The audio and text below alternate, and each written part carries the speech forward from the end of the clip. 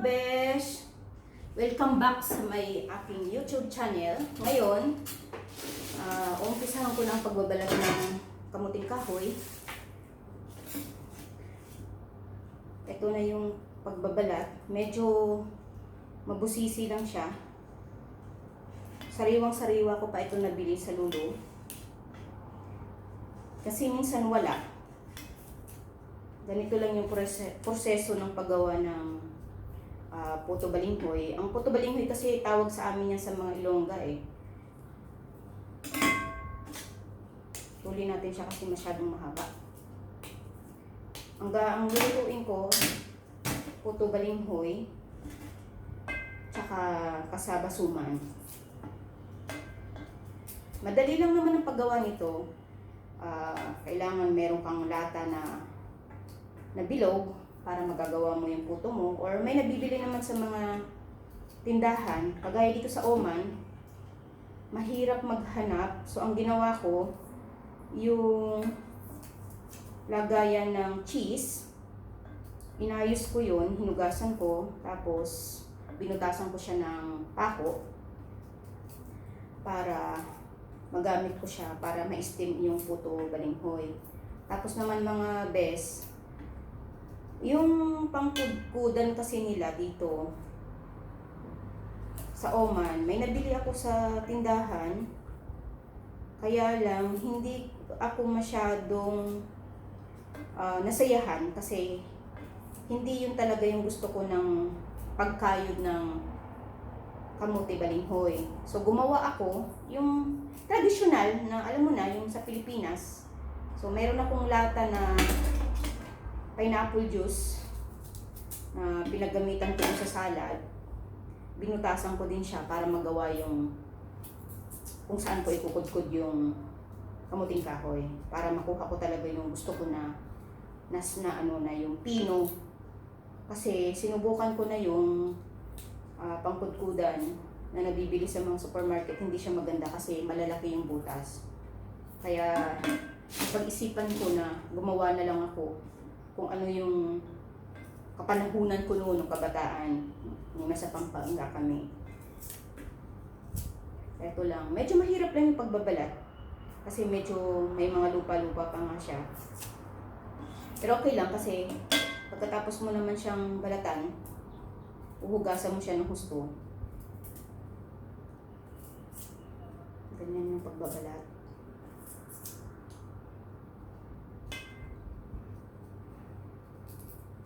For sure, sa mga kagaya kong mga Ilongga, alam na alam nila itong puto balinghoy na to. Ewan ko kung anong tawag sa Bisaya. Ang sa Bisaya yata puto. Sa amin kasi puto balinghoy eh. Pag na-prepare ko na siya, ito yatang kamuti na ito, kamuting balinghoy, galing ito ng Sri Lanka, meron ding galing India kasi export. Gawa nga lang dito sa Oman talaga, wala silang tanim. Hindi ko lang alam, sa tinagal-tagal ko dito na 11 years na, wala pa naman ako nakita na makapagtanim yung mga taga dito sa Oman.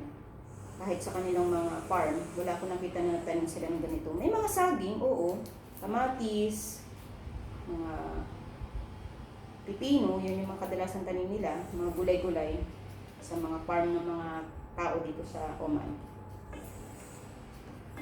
Medyo mahaba lang ang pasensya mga best kapag ka nagbalat kayo nito ha, kasi hindi talaga siya madali eh. Pero sige lang, kaya yan.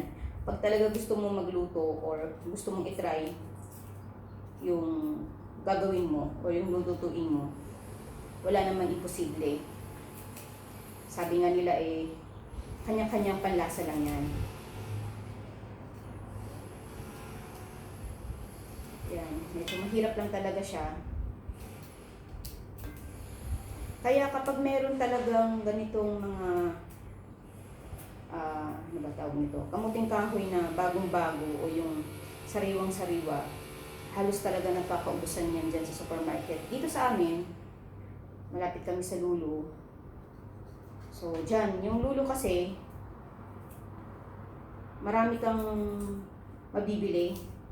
Yung mga pagkain Pinoy, mga gulay na minsan hindi mo makikita sa ibang mga tindahan dito o sa ibang mga supermarket.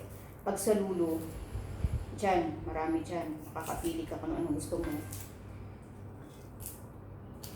Medyo mahirap lang talaga siya kasi pero maganda siya na klase na balinghoy kasi ayan mga best kasi puting-puti yung laman niya.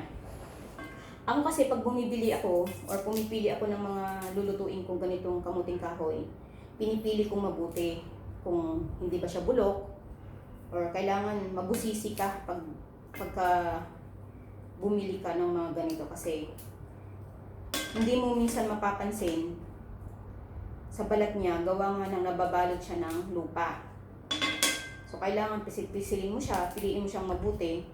Kapag yung sa tingin mo, tiningnan mo na yung balat niya, medyo okay lang siya. Pero hindi mo alam, sa loob pala sira. Yung may mga guhit-guhit, na mga itim-itim, or kaya yung nabubulok na siya. Kaya kailangan, kapag pumili kayo, piliin nyo ng mabuti. Yung talagang tingnan nyo siya ng mabuti kung maayos ba siya, hindi ba siya bulok. Di ba siya luma? Kasi minsan, sa dami ng inikutan ko yata mga tindahan dito, minsan, meron naman sila, kaso, matagal na yata siya, matagal na siyang hindi nabibili. Kaya parang na-stock na lang siya, kaya doon parang nag-iiba na yung kulay ng balinghoy. Pero swerte ko kasi, pagkapunta ko ng lulo, may nakita ko agad. Binili ko na. Ito naman kahit isang linggo, di masisira eh. Basta ganito lang siya na yung bagong-bago talaga. Yung parang kakagabot pa lang nila. Mamaya naman, kukontinue ko mga best, yung mga gagamitin ko. Yung dahon saging. Nakabili din ako ng dahon ng saging. Hindi din lahat ng nagtitinda dito sa supermarket maganda yung klase ng dahon nila. Kasi nga, export din yung mga dahon ng saging. Pero, sa ganun pa man, okay na din kasi at least may magagamit ako. Binili ko siya sa TM. Minsan, meron sa Spar, pero maliliit na klase. So, hindi mo talaga mapuporma yung suma na gusto mo kung gaano siya kalaki. Kaya, swertihan lang din kung meron sa supermarket na medyo malalaking dahon, yun, medyo maganda siya. Nakakapagod lang ito pero sige lang, medyo take time nga lang talaga sa paggawa. Sige mga best, tutuloy ko yung vlog ko mamaya kung paano yung proseso nito.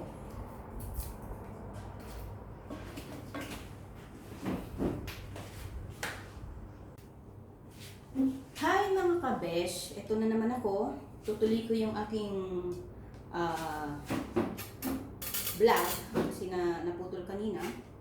Ito na yung nabalatan ko na yung kamuting kahoy. So ito na siya lahat yung kanina. Tapos ito yung gagawin ko na paglalagyan. Ano siya, yung creamy na pack na ganitong cheese is inayos ko, binutasan ko siya ng kako para maging steamer kasi wala akong makita na ganito sa mga nagtitinda dyan. Kahit sa supermarket, wala talaga. Ang hirap maghanap dito sa ibang bansa ng paggagamitan. Pero kung makakaisip ka ng iba naman, bakit hindi? So eto, gumawa ako nito, nugasan ko mabuti, binutasan ko lang siya. Tapos, pag naluto na ang mga sangkap ng puto, yung asukal na brown, coconut powder, sa ano naman to, sa kasaba suman. Pero yung kasaba, ay yung puto balinghoy, ang ingredients lang niya yan is asukal lang. Tapos, pag natapos na siya, lalagyan na lang siya na sa itaas ng star margarine kasi yung iba na nakapag-pre-taste na ng niluto kong puto balinghoy masarap. Mas gusto nila na mayroong ibabrush na star margarine. Tapos, nung unang gumawa ako ng puto balinghoy guys, sinubukan ko itong ganitong klase na kudkudan na maliit. Hindi ako nasayahan kasi ang kinalabasan niya sobrang siksik naman siya na halos ayaw na siyang umalsa. Maganda naman kaso ang hinahanap ko talaga is yung aalsa talaga siya pag inilagay ko siya dito. Tapos tinry ko na naman ang pangalawang luto ko dito sa malalaki. Ganito guys. Sa malalaki, hindi na naman ako nasayahan kasi ang lalaki nung pagkudkod nitong kamuting kahoy. So ang kinalabasan niya malalaki. So nakapag-isip ako na yung kaibigan ko gumawa ng fruit salad, meron siya yung Del Monte na lata. So which is naisip ko yung nung kabataan ako kung paano ako tinuruan ng nanay ko na gumawa ng alternative na yung bang yung sa mga probinsya ba, yung style na ganito sa mga probinsya. So binutasan ko siya ng pako, naghanap ako ng kahoy na yung gusto ko talagang laki ng butas para magawa ko siya. So nilinis ko siya, hinugasan ko siya, lahat nilinis ko siya. So ito na.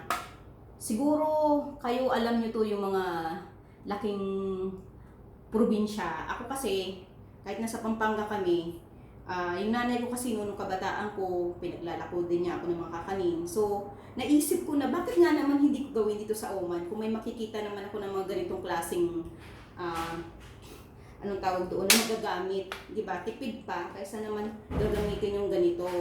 So ito na lang yung gagawin ko para mas maayos. Okay lang, maayos yung paggawa ko ng puto balinghoy. Opo, nagpa-vlog ako. Kamusta? So mamaya guys, sa puto suman naman, ay sa kasaba suman naman, saging lang. Ito, so napainit ko na siya dyan sa kalan. So, pinutol-putol ko na siya sa size na gusto ko. Tapos, yung pinakatangkay na lang niya, yung ginawa kong pangtali. Pwede din naman. Yung mga ito, natutunan ko to sa nanay ko nung nabubuhay pa. So, kaya, share ko sa inyo mga kabes kung paano gagawin yung paggawa ng puto balinghoy at saka yung suman kasaba. Lagi silang nagre-request kasi natikman na naman nila yung pretis ko, masarap daw. So, tinutuloy-tuloy ko na. Abangan nyo yung mga susunod ko na vlog kung paano naman yung paggawa ko ng masarap na biko. At magluluto ako ng mga Arabic food. Tapos, iba-iba. Ayun. Abangan nyo na lang sa mga next vlog ko, mga kabes. Salamat! Hi mga kabes! Welcome back ulit sa aking YouTube channel. Ito na, tutuloy ko na yung proseso kung paano pagkudkod ng balinghoy. Dito sa ginawa kong kudkuda na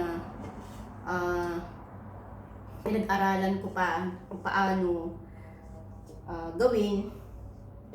Kahit na kabataan ko pa, pero masaya naman ako at nagawa ko ulit ito. Kaya susubukan natin siya ngayon. Madali lang naman. So, ganito ang pagkudkod niya. Pagkatapos siyang makudkod, pipigaan na lang natin siya dun sa aking pampiga na towel na nabili ko sa Lulu.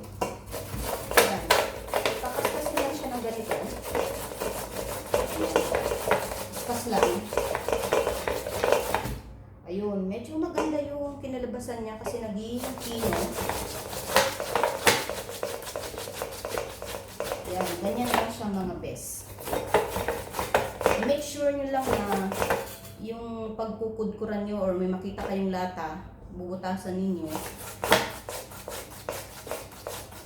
Konting ingat lang kasi baka mapukpok din ang mga kamay. So ayan, ang ganda pala ng kinalabasan niya pag ganito yung gagamitin na kudkuran. Kaysa sa ganitong kudkuran. Hindi ito maganda, kaya talagang umisip ako ng paraan. Kahit sinauna pa itong kudkuran, saya ako kasi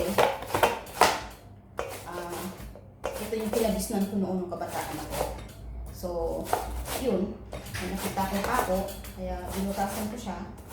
Kudkud lang hanggang sa matapos na siya. Pagkatapos nun, pwede mo siyang pigaan. Sa ganitong klase, mga besh, kailangan meron kayong talagang towel na pangpiga para dito sa inyong balinghoy para hindi siya maglasa talaga. Ganyan. Ganyan lang yung mga preparation niya. Kukontinue ko lang mamaya ha. Tatapusin ko lang ito. Tutuloy ko yung aking vlog mamaya kung paano pagpiga naman. Okay, see you mga besh mamaya. Bye! Besh, welcome back ulit sa aking YouTube channel. Ito na, nakudkud ko na siya. So ito na siya, natapos na siya. Okay, focus yan. Natapos na siya. Ngayon, ang gagawin ko naman is lalagay ko siya dito sa aking pampiga na towel. Ipakita mo yung ilalim. Yan, kailangan sasalain mo siya. Oo, ganyan.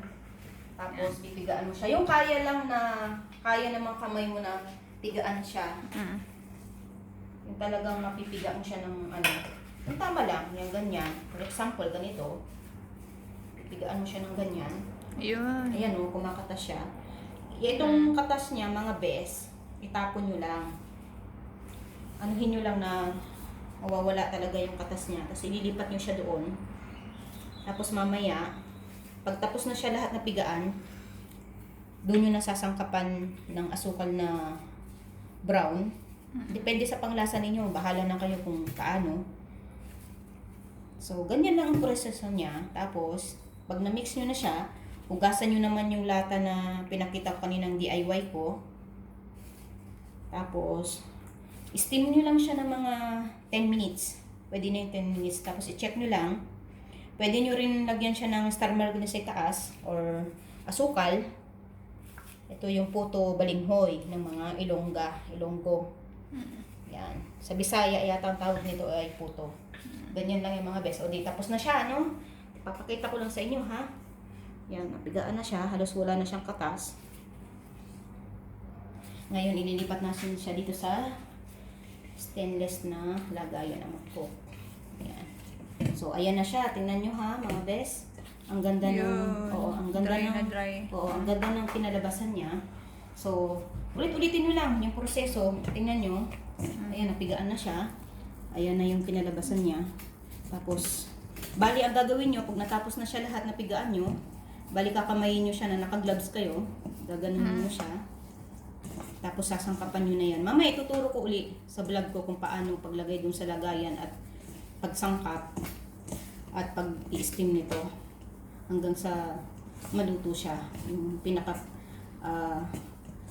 finished product na talaga. Tapos na siya. Ayun. So, mga best, sa ngayon, ito lang muna. Itutuloy ko mamaya yung aking vlog. Okay. Bye! Bye. Besh, welcome back ulit sa aking YouTube channel. Ito na, nakudkud ko na siya.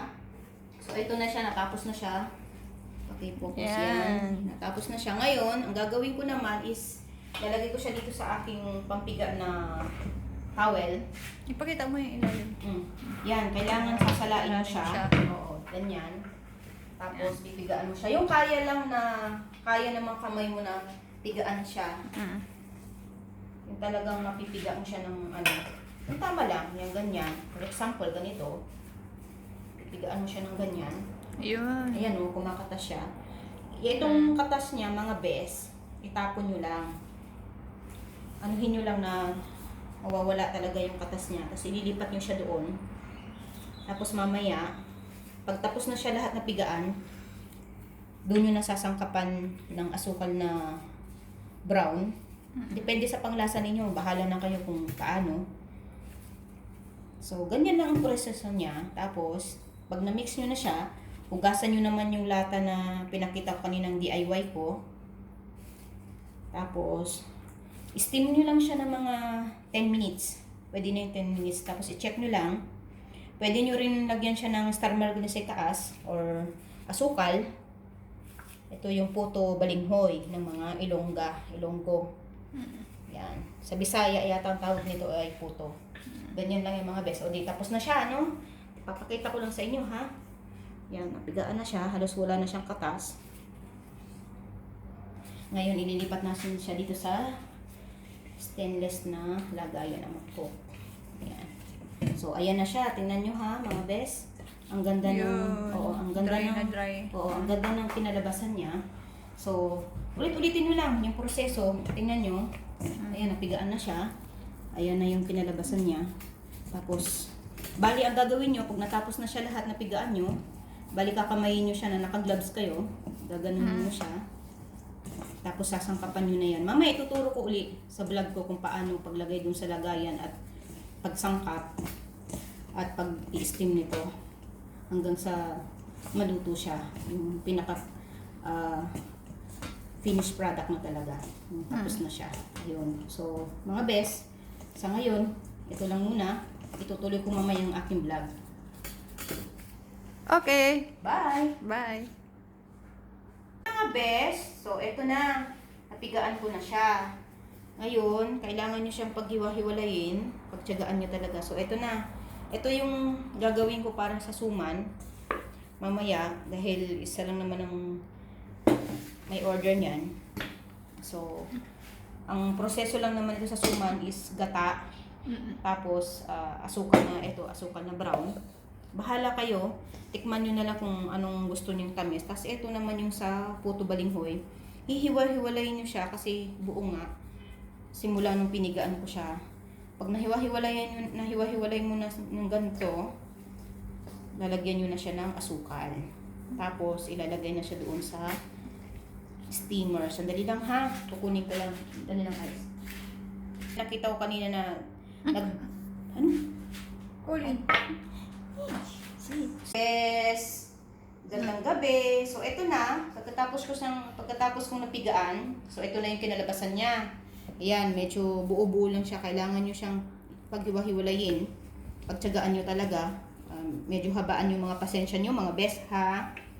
Bawal yung susuko agad. Kung gusto nyo talagang itry itong niluluto kong puto balinghoy, so ganito ang proseso niya. Paghiwa-hiwalayin nyo siya kasi medyo buo-buo pa siya simula nung piniga ko. Pagkatapos, sasangkapan nyo siya ng asukal na brown. So, ito yung asukal, oo, ito yung asukal na brown. Depende sa panglasa ninyo, kung gaano katamis, kung tama lang. So, ito yung para sa balinghoy. Pagkatapos nyo siyang i-mix ng ganito, sandali lang ha, tuturo ko sa inyo. Ganito siya. So, ilalagay na si asukal. Ako kasi, kansyado ko na kung gaano karami ang ilalagay ko. So, ako, ganito ang paglalagay ko. 2 cup siya ng brown sugar. Para sa puto balinghoy ito mga best ha. Tapos, dali lang. Ito, 2. So, gagawin ko siyang 2.5. 2.5 para tama lang yung tamis niya. Medyo matamis. Oo, medyo matamis. Hindi naman talagang matamis na matamis para ganyan na. So, 2.5 doon sa aking puto. Ganitong paghahalo nito mga bes. Ihalo nyo lang siya ng ihalo hanggang sa magkulay brown na rin siya.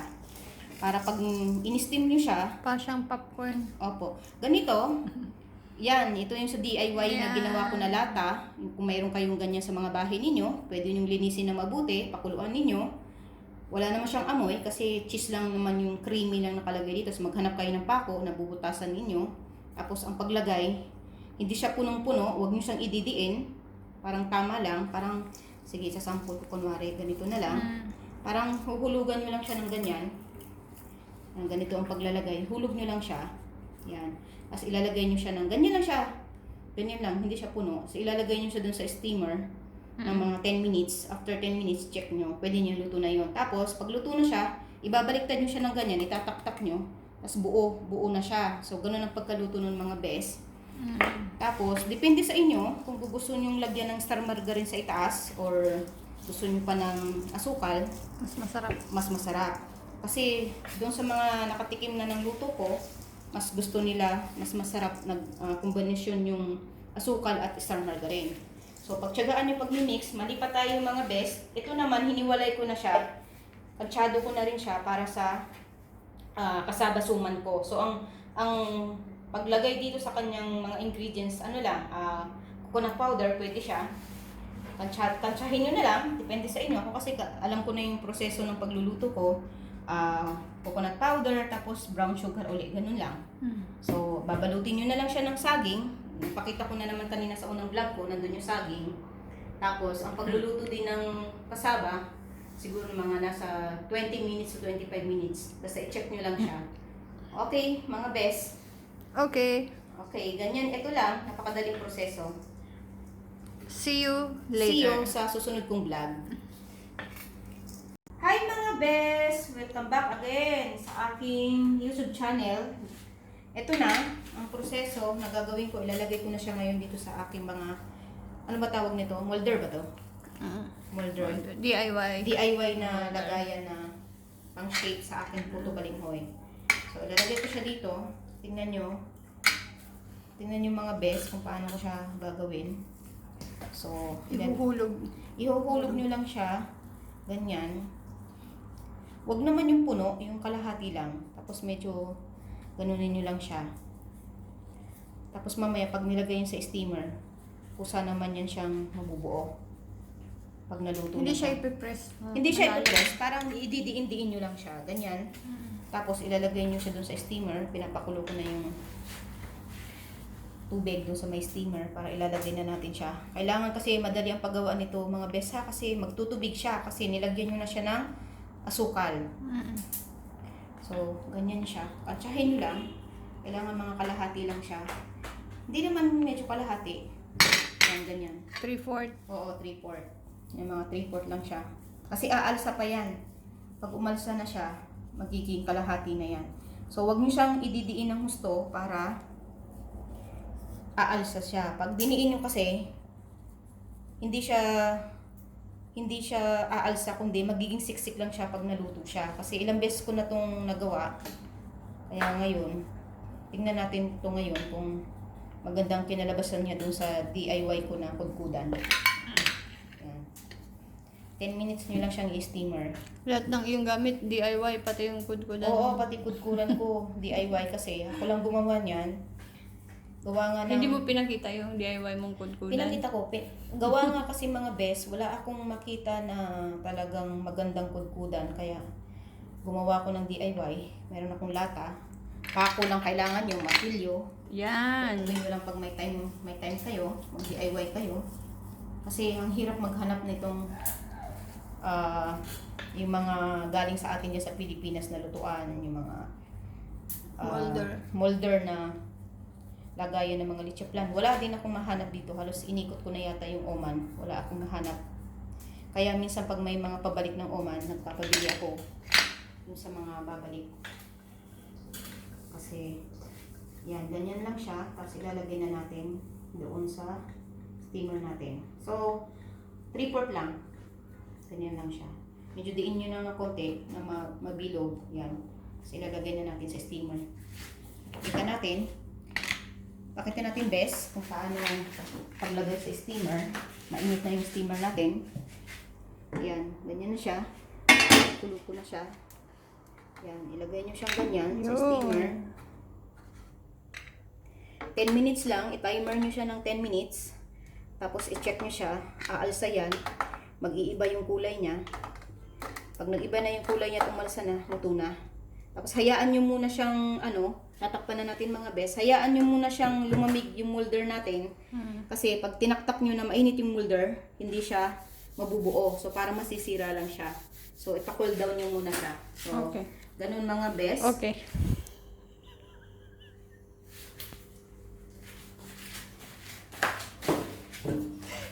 Yung back. Welcome back sa aking YouTube channel mga best. Ayan, natapos na yung ating proseso kanina na aking ginawa. Ayan, natapos na siya. Naluto na. Ito yung sinasabi ko na yung gusto ng iba, papahiran siya ng star margarine para mag-balance yung asukal. Yung tamis, na tamang-tama lang yung tamis. Tapos yung star margarine. Pero naman kung makikita nyo mga best, yung iba wala. Ayan, ito na yung kinalabasan ng ating pagkatapos in-steam. Kasi, yan, magkadikit-dikit na siya. So, ganyan na yung kanyang itsura. Ayan, dikit na dikit siya. Kaya kung ako sa inyo, kung gagawa kayo ng pangkudkod ng inyong balinghoy, ay mag-DIY na lang kayo. Kung meron kayong mga lata dyan ng pineapple, butasan nyo na lang siya. Kung wala din kayong makitang molder na kagaya ko, pwede kayong gumawa yung pinakita ko nga kanina, mag-DIY na lang kayo, butasan ninyo ng pako. Ayan, basta linisan nyo siyang mabuti. Ayan. So, ayan na nga mga best. So, ganyan siya. Natapos na siya. So, ayan. Ganyan lang yung proseso ng paggawa ng puto balinghoy. Ayan. Ganyan lang. Ang dali lang naman. Thank you for watching mga best. Bye!